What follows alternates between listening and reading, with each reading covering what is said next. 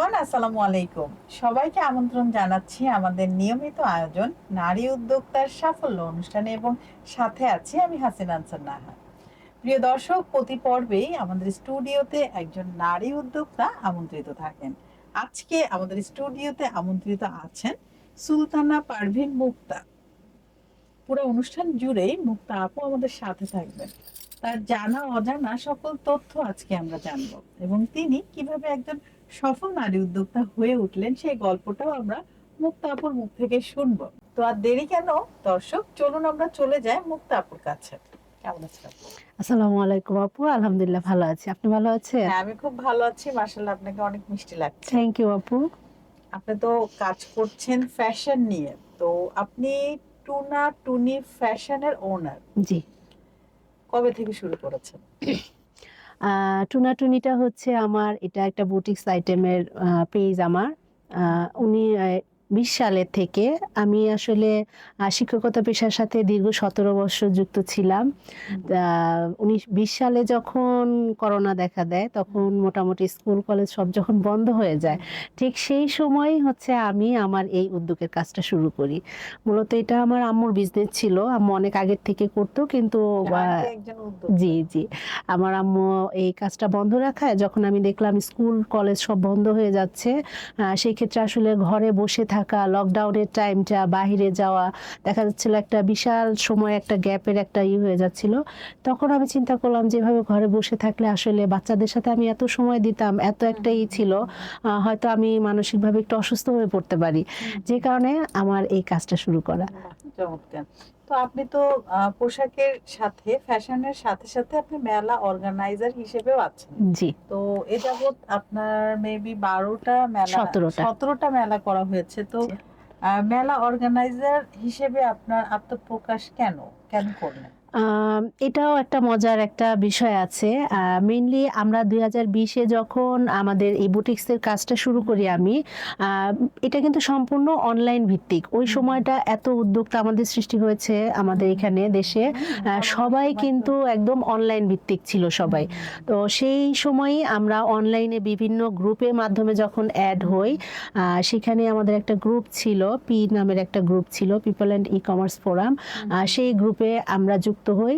সেখান থেকে আমরা 4 জন ফ্রেন্ড, হাবিবা সুলতানা, হাসনা হেনা, ফারহান হোসেন মিতা এবং আমরা 4 জন মিলে 2022 সালে আমরা চিন্তা করলাম যে আমাদের পণ্যগুলো কিভাবে মানুষের সামনে পরিচিতি করতে পারি, কারণ আমরা অনলাইনে আসলে সেভাবে সাড়া পাচ্ছিলাম না, কাজ করতে পারছিলাম না। তো তখনই আমার মনে হলো যে আমরা 4 জন মিলে করলাম যে আসলে আমরা একটা মেলা করি, যেখানে আমাদের সাথে আমাদের মতো আরো কিছু উদ্যোক্তা থাকবে যারা তাদের পণ্যগুলো আসলে সবার সামনে তুলে ধরতে পারবে। অনলাইনটা সেই সময়ে কিছু প্রতারণা চলছিল, কিছু মানুষ বিশ্বাস করতে পারছিল না, সেই লক্ষ্যেই আসলে আমাদের মূলত প্রথম মেলাটা হয়। এটা হচ্ছে 2022-এর নভেম্বরে। তা আমরা আলহামদুলিল্লাহ সেই মেলাটা খুব সাকসেস একটা মেলা ছিল আমাদের। 25 জন স্টলার নিয়ে আমরা একটা মেলা করি মোহাম্মদপুরে। এখান থেকেই শুরু। মানে শুরুটা খুব সুন্দর ছিল, যার কারণে আপনারা আরো অনুপ্রেরণা পেলেন যে সামনে আরো অনেক অনেক উদ্যোগে আমরা আরো উদ্যোগীদের নিয়ে আসি। মেলা অর্গানাইজ করা এটা কিন্তু খুব যে সহজ বিষয় তা না। এতগুলো মানুষকে একত্র করা এবং তাদেরকে পরিচালনা করা এবং তাদের স্টলটা বুঝিয়ে দেয়া, মেলা হয়তো 2 দিন 3 দিন 4 দিন, এই যে মেলায় যে একটা ভিড় জমানো, জি জি এই বিষয়টা অনেক বেশি ইম্পর্টেন্ট। এটা আসলে কি করেন আপু? হ্যাঁ, এই জিনিসটা হচ্ছে খুবই কষ্টের একটা কাজ। দেখলে দূরের থেকে মনে হয় যেন 3 দিনের একটা মেলা, আমরা 3 দিনের জন্য মেলা করছি, কাস্টমার আসছে, কেনাকাটা হচ্ছে, চলে যাচ্ছে, কিন্তু আসলে বিষয়টা তা না। আমাদেরকে মিনিমাম 1 মাস আগের থেকে প্রচার কাজ করতে হয়। সম্পূর্ণ একটা চ্যালেঞ্জ। আমাদের 3 দিনে আমরা যারা মেলা যাই, মেলা ঘুরে দেখি, তারা যেভাবে আসলে মনে করি মেলাটা সহজ, আসলে বিষয়টা সেরকম না। আমাদের বিশাল একটা প্রস্তুতি নিতে হয়। এরপরে এই স্টলারদের অ্যারেঞ্জ করা, এটাও একটা, সবাই হয়তো চায় না মেলা অ্যাটেন্ড করতে, তো তাদেরকে আমাদের এই মেলা বিষয়ে তাদেরকে জানাতে হয়, বলতে হয়, তাদেরকে এতটুকু আশ্বস্ত করতে হয় আপনারা আসেন, আমরা মেলায় আপনাদেরকে ক্রেতা এনে দেব। তবে আমরা সবসময় যেটা বলি, আমরা ক্রেতার সমাগম করি, কিন্তু সেখানে কিন্তু আমরা সেলের কোনো গ্যারান্টি আমরা অর্গানাইজাররা দিতে পারি না। কিন্তু আমাদের মেলা করতে গেলে আমরা যে সমস্যাটার সম্মুখীন সবচেয়ে বেশি হই, এটা হচ্ছে স্টলারদের এই একটা দাবি, মেলা অর্গানাইজ যে করবে সে সেলও করে দিবে। এটা কিভাবে সম্ভব? কিন্তু এইটাই হচ্ছে আমরা 17টা মেলা এ যাবত আলহামদুলিল্লাহ করে এসেছি। বেশিরভাগ দেখা যাচ্ছে স্টলারদের সেল কারো কম হচ্ছে, কারো বেশি হচ্ছে, কিন্তু প্রত্যেকটা মেলায় আমার এরকম 2-1 জন স্টলার থাকে যাদের এই অভিযোগটা থাকেই, আমার সেল হয়নি, অর্গানাইজার। আসলে কি তার সেল হয়নি? আপু এটা বিষয়টা এমনও না। এরকম হয় না। আমাদের প্রথম কিছু তো সেল হয়। অবশ্যই আমাদের প্রথম টার্গেট থাকে, আমরা ওদেরকে এটাই বলে আসি আপনি মেলায় আসবেন আপনার পরিচিতির জন্য। আমরা মেলাটা অর্গানাইজ করি যেখানে প্রচুর লোক আসে, তাদের মাধ্যমে তাদের কাছে আপনি প্রোডাক্টের পরিচিতিটা তুলে ধরতে পারছেন। ফিউচারে কিন্তু তারা অর্ডার করে হ্যাঁ। যদি ভালো ভালো যেমন খাবারের স্টল যাদের থাকে তাদের খাবারের টেস্ট যদি তারা ভালো পায় সেখান থেকে কিন্তু অর্ডার করে। বাধ্য। ড্রেস যাদের ভালো থাকে, যাদের কালেকশন ভালো থাকে, কোয়ালিটি ভালো থাকে, তাদের সেল আপনার 1.5 লাখ 2 লাখ টাকারও সেল হয়ে যায়। তো আসলে মেলাটা একটা লাকও বলি আমরা, ভাগ্য, সেলটাও একটা ভাগ্য। আপনি এই যে মেলা অর্গানাইজ করছেন, নিশ্চয়ই আপনার একটা টিম আছে, তো এই টিমের কাজগুলো আসলে কিভাবে ভাগ করে দেন? টিমটা হচ্ছে আপু ওই যে আমি প্রথমে যে বললাম আমরা 2022 থেকে 2025 পর্যন্ত 17টা মেলা করেছি, আমরা এই 4 জন মিলে আমাদের মেলাটা, আমরা আসলে বাইরে কোনো লোক ওইভাবে কখনো অ্যাড করিনি, আমরা 4 জনে মিলে 4টা কাজ আমরা ভাগ করে নিই। কেউ প্রচারে কাজ করছে, কেউ অনলাইনে কাজ করছে, কেউ সদস্য স্টলারদের খোঁজ খবর নিচ্ছে কিভাবে করা যায়। তো আমরা এটা এত সুন্দর একটা টিম ওয়াইজ কাজটা করছি, আলহামদুলিল্লাহ আমাদের টিমের সফলতা অনেক বেশি, কারণ এটা হচ্ছে আমাদের একতা। আর এই যে মেলা অর্গানাইজ করছেন, এখানে আসলে উদ্যোক্তাদের সুযোগ কিভাবে সৃষ্টি হচ্ছে? আসলে কি সুযোগ সৃষ্টি হচ্ছে নাকি হচ্ছে না? অবশ্যই আপু, একটা মেলার মাধ্যমে এই 17টা মেলায় আমার ম্যাক্সিমাম অর্ধেক স্টলার থাকে যাদের প্রথম মেলা থাকে আমার মেলা।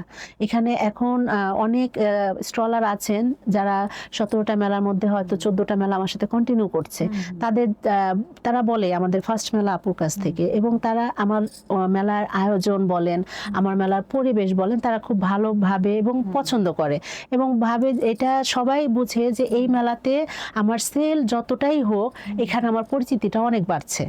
সেই ক্ষেত্রে আসলে এটা একটা পজিটিভ। একদম পজিটিভ। বন্ধুরা, আমি যেটা বলবো, আপু ঠিকই বলেছেন যে মেলায় আসলে সেলই মুখ্য উদ্দেশ্য নয়। মেলায় নিজের ব্র্যান্ডিং এর যে প্রমোশন আপনি সেটা করতে পারছেন, সরাসরি গ্রাহকের সাথে আপনি কমিউনিকেট করতে পারছেন। অনলাইনে যেটা হয়তোবা তারা ছবি দেখছে, কালার কম্বিনেশন 19-20 হচ্ছে, বাট মেলাতে আসলে আপনি সরাসরি সেটা গ্রাহকদের দেখাতে পারছেন, এবং গ্রাহকরা যে রিভিউটা দিচ্ছে আপনার প্রোডাক্ট সম্বন্ধে, আপনার পণ্য সম্বন্ধে, আপনি কিন্তু সচেতন হয়ে যাচ্ছেন যে ও আচ্ছা, তাহলে আমি আর এই ধরনের, গ্রাহকের যেহেতু চাহিদা এটা, বা কালার, আমার এই কালারগুলোর সম্পর্কে এই মন্তব্য, তাহলে আমি এটা চেঞ্জ করে, মানে পুরা ফিডব্যাকটা কিন্তু আপনি মেলাতে পেয়ে যাচ্ছেন। তো মেলা শুধু সেলের জন্যই নয়, আপনার পণ্য পরিচিতি, আপনার ব্যবসার যে প্রচার প্রসার বলে না, প্রচারেই প্রসার, সেই বিষয়গুলো হচ্ছে। তো শুধু শুধু আমরা অর্গানাইজারদের নামে প্রায়ই আমি দেখি প্রতিটা মেলার লাস্ট যে কাহিনী, সেটা হচ্ছে মানে একটা পার্ট থাকে, সেটা হচ্ছে অর্গানাইজারকে একটা দোষারোপের একটা পার্ট থাকে। সব মেলায় হয় কিনা জানি না, তবে ম্যাক্সিমাম মেলায় আমি দেখেছি। এবং ওই সময়টা অর্গানাইজারের জন্য মানে কেমন যে একটা বিষয়, কারণ সে এত কষ্ট করে তার মেধা শ্রম, তার পরিকল্পনা, তার কৌশল, তার সবকিছু দিয়ে কিন্তু সে একটা প্ল্যান করলো। আসলে মেলাতে প্রতিটা স্টল না, তার কাছে কিন্তু বাচ্চার মতো, কারণ সে প্রতিটা স্টলে তার মেধা, কৌশল, তার সৃজনশীলতা, বুদ্ধিমত্তা দিয়ে প্রতিটা স্টলকে সে সাজিয়েছে। সো এখানে আসলে তার আবেগও জড়িত আছে। তো সেই জায়গাতে স্টলার যাওয়ার সময় তাকে এ ধরনের ব্লেম দিয়ে চলে যায় যে আপনার মেলায় আসলাম, প্রচার নেই, প্রসার নেই, কেউ আসলো না, আমার আসলো তো আমার সেল হলো না। আসলে সেলের দায়িত্ব অর্গানাইজারদের না, সেলটা সম্পূর্ণ আপনার নিজের। আপনি কিভাবে একটা কাস্টমারকে হ্যান্ডেল করবেন, তার সামনে আপনার প্রোডাক্ট কিভাবে উপস্থাপন করবেন, আপনার প্রোডাক্টের মান আসলে কি, সব বিষয়গুলো নিয়েই কিন্তু একটা স্টলে একটা স্টলার বসে এবং মেলা অর্গানাইজ হয়। সো আমরা স্টলারকে এইভাবে দোষারোপ না করি, আমরা নিজেদের সমৃদ্ধির কথা চিন্তা করি, এবং এই যে একটা আপনার পরিচিতি পাচ্ছে, এবং ফিউচারে তারা কিন্তু আবার অর্ডার করে আপনাকে, এখান থেকে অনেক অভিজ্ঞতা নিয়ে যাওয়া যায়। অবশ্যই। ধরেন আপনি হচ্ছেন ফুডের, আর আমি হচ্ছি কাপড়ের। সো আমি মেলাতে আপনার সাথে আমার পরিচয় হলো, একটা হ্যাঁ, ফ্রেন্ডশিপ হলো, একটা বন্ধুত্ব হলো। তো আমি আপনার পণ্য নিলাম, আপনি আপনি আমার আমারটা পণ্য নিবেন। জি, নিলেন। জি, জি। তাহলে এখানে কিন্তু আমাদের বিজনেসটা হয়ে যায়, হয়ে আমাদের যায়। আর বাইরে যাওয়া লাগে না। সো আমরা আসলে একটা মেলাতে আসলে এই যে আমাদের যেমন 40-50 জন স্টলার থাকে, এখানে কিন্তু একটা ভালো ব্র্যান্ডিং হয়ে যায়। হ্যাঁ, এটা একটা জায়গায়। এছাড়া হচ্ছে আমাদের মিডিয়া কভারেজ থাকে, বিভিন্ন গেস্টরা আসেন, তারপরে হচ্ছে স্পন্সররা থাকেন। এই সব মিলে মিডিয়া কভারেজটা কিন্তু আপনি ঘরে বসে থাকলে পেজের মাধ্যমে কিন্তু পাচ্ছেন না।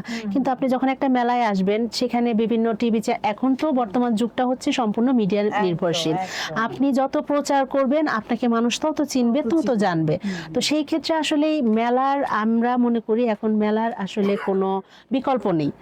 মেলাগুলোর বিকল্প নেই। উদ্যোক্তা যারা নতুন কাজ করছে, যারা প্রতিষ্ঠিত হয়ে গেছেন, যাদের পেজ নাম হয়ে গেছে, তাদের জন্য প্রয়োজন নেই।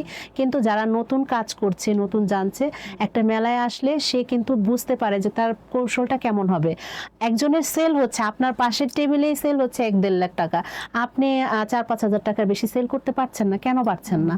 তার কৌশলটা কি, তার প্রোডাক্ট কি, এইগুলো সব আসলে একটা মেলাতে আমরা খুব সুন্দরভাবে পেয়ে যেতে পারি এক যাই ছাদের হোক, নিচে। হ্যাঁ অবশ্যই আপনার জন্য অনেক অনেক শুভকামনা। ফিউচারে আমরা অনেক অনেক সুন্দর সুন্দর মেলার আয়োজন দেখতে পারবো ইনশাআল্লাহ। মুক্তাপুর কাছ থেকে, এবং আমাদেরকে ইনভাইট করবেন, তাই না? ইনশাআল্লাহ, অবশ্যই। আমাদের দর্শকদের ইনভাইট করবেন না? অবশ্যই দর্শকদের তো আমরা সামনে কি সবসময় মেলা আছে, একটু ইনভাইট করবেন? আমাদের হচ্ছে আগামী জানুয়ারিতে আমাদের একদিনের পিঠা মেলা হবে একটা আফতাবনগরে, এবং আমাদের ফেব্রুয়ারিতে 2টা মেলা হবে, একটা 3 দিনের মেলা হবে, আরেকটা হচ্ছে ঈদ মেলা হবে, সেটা আমাদের লং মেলা, একটা 25 দিনের মেলা হবে। ও ওয়াও, সেটা ভাড়া আফতাব। কত?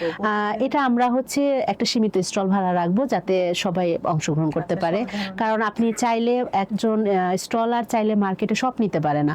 তো আমরা এমন ভাবে একটা ব্যবস্থা করে দিতে পারবো, যাতে আপনি ওই 25 দিনে আপনার একটা ঈদ সেলটা যেন আপনি ওখান থেকে নিয়ে আসতে পারেন। এটা কোন জায়গায় হচ্ছে? এটা আফতাবনগর হবে। আচ্ছা। আফতাবনগর সিরাজ কনভেনশন সেন্টারে হবে।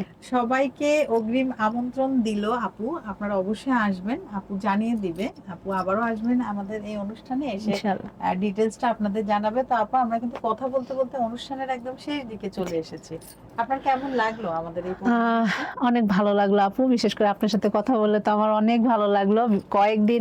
লাস্ট কয়েকদিন আপনার সাথে আমার দেখা হয়েছে, কিন্তু ওইভাবে কথা বলার সুযোগ হয়নি। তো আজকে সরাসরি কথা বলতে পারলাম, ভালো লাগলো। নওশিন লায়লা আপুর মাধ্যমে আমরা প্রোগ্রামে এসেছি, আপনি ইনভাইট করেছেন, এর জন্য অনেক অনেক ধন্যবাদ আপনাকে। আর অনুষ্ঠানটা খুব সুন্দর। Thank you so much. আবারও নতুন কোনো আয়োজনে আপনার সাথে দেখা হবে। থ্যাংক ইউ আপু, ভালো থাকবেন। ইনশাআল্লাহ। জি, আসসালামু আলাইকুম। ওয়ালাইকুম আসসালাম। দর্শক, আপনারা যারা এতক্ষণ আমাদের সাথে ছিলেন, আপনাদের সবাইকে অসংখ্য ধন্যবাদ। আবারও নতুন কোনো অতিথিকে নিয়ে আপনাদের সবার মাঝে আমি হাসিনা আনসার নাহার উপস্থিত হব। ততক্ষণ পর্যন্ত আপনারা সবাই ভালো থাকুন, সুস্থ থাকুন এবং আমাদের সাথে থাকুন। আল্লাহ হাফেজ।